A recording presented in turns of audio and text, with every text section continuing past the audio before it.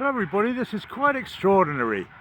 There are two gantry cranes moving towards London at the same time, hence the sort of chuntering overlay.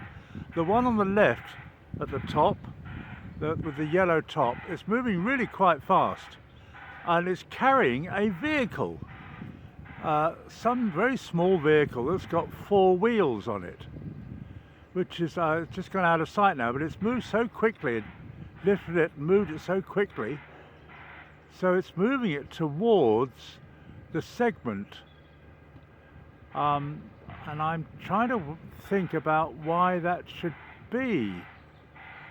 The large segment has moved on a little bit from the last video. It's a good 15 minutes later. So as I thought, it's going to take, well, probably 3/4 of an hour to get to its properly appointed place. Reminds me of the famous poem, "This is the tale of Sonia Snail, to whom an accident befell." And there she sat with all her grace in the properly appointed place. Lovely poem, sort of thing that Cyril Fletcher would have done, you know, so my great-grandparents tell me. I don't know why that is. Why should they want to move a vehicle that's got wheels and therefore can move itself towards... There it is. You can see it now. Thank goodness for that. There it is. There's the vehicle, and it's now being lowered because the two gantry cranes have actually met, and the vehicle with the wheels on it is being lowered onto the trackway. So I don't quite know what that's all about. Maybe that's from where the whole thing is being controlled, and the bloke who's controlling it, assumes the bloke, wants to be a bit nearer. So he's asked to have a lift nearer to the segment that is being moved. The segment in question. Anyway, I'm forever surprised by how all this works, and I don't really want it explained to me, because I want to discover it episode by episode, bit by bit, day by day, time by time, event by event.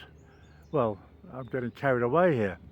Now, in other news, where these buoys and a sort of rope is there to keep the ducks out, I'm afraid the ducks totally ignore it, because they can easily just fly over the thing anyway. So there's not much point in that, except perhaps to keep swimmers who can't obviously swim at night time. Hello, this is fantastic news. Look at this. This segment is speeding along.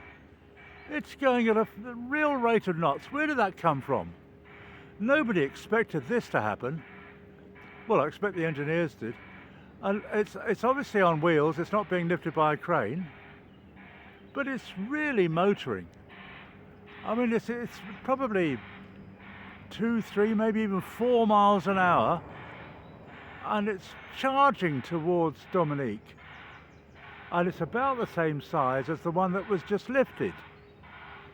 So are they going to do something dramatically with two segments at once? I can't believe they would want to risk that. But what a dramatic turn of events. Never seen anything like this. So we've got the main segment, which is going to its final resting place, the little four-wheeled vehicle, and this new segment, which is charging into place right up next to the segment that's going to be put in. It's about the same size. How extraordinary.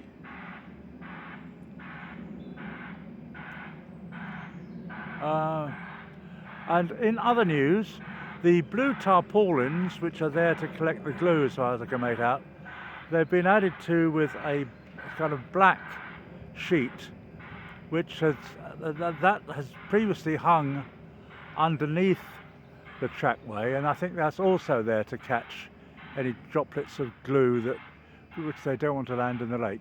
Now this second segment has now stopped.